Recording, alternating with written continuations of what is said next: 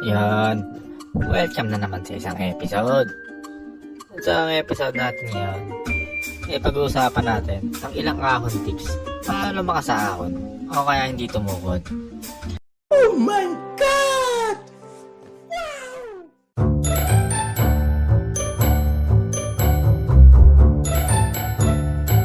Simulan na natin. Una sa ating tip, mag-ensayo.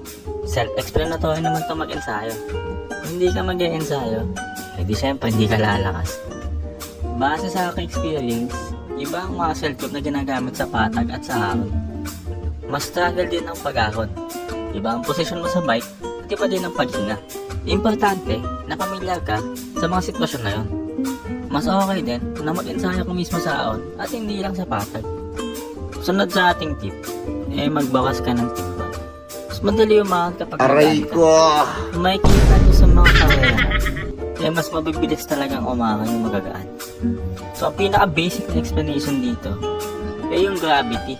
Siyempre, kung mas mabigat ka, mas hinihila ka pababa dahil sa gravity. May computation yan, pero hindi na natin i-compute dito. So, bigyan natin ng example. Halimbawa, umakit ka ng hagdan, tapos wala kang bit-bit na gamit. Yun ang normal mo, at mas madaling umakit ng hagdan. Kung may dala ka namang mabigat, at kung nakakabit ito sa katawan mo, medyo mas pahirap na onte umakit ng hagdan. Ganon din yun sa pag-ahon. Kung mas mabigat ka, di mas mahirap umahon. Ang sunod nating tip, mag-upgrade. Ito na ata ang pinakamadali nating tip. Yun nga lang, kailangan mo ng budget dito. Ang sinasabi nating upgrade dito, i-upgrade ang mga components ng drivetrain. For example, kung pinakadulong gear ng iyong car sa 28 teeth, pwede mo itong i-upgrade hanggang 34 o 36 teeth. Pero dapat, sa combination nito, kasabayan chainring. Sa chainring naman, kung mas maliit yung chainring, mas gagaan ng padya.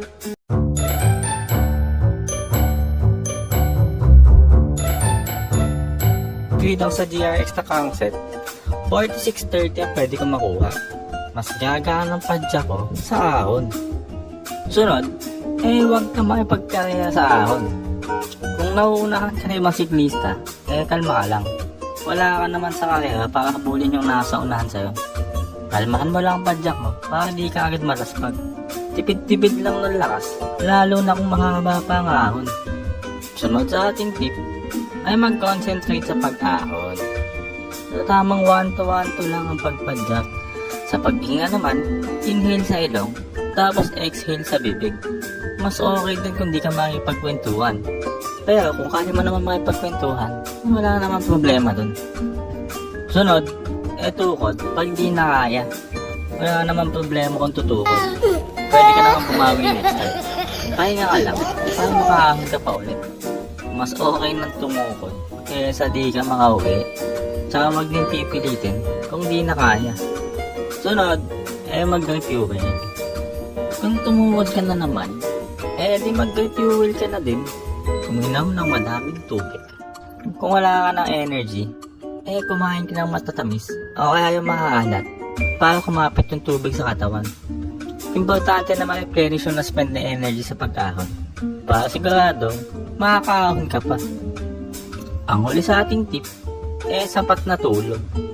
Sobrang hirap pumadyak kapag kulang ka sa tulog. Paano pa kung umaahon? Ang napansin ko, kapag kulang ako sa tulog, iba ang performance ang kulang sa tulog versus dun sa sapat na tulog.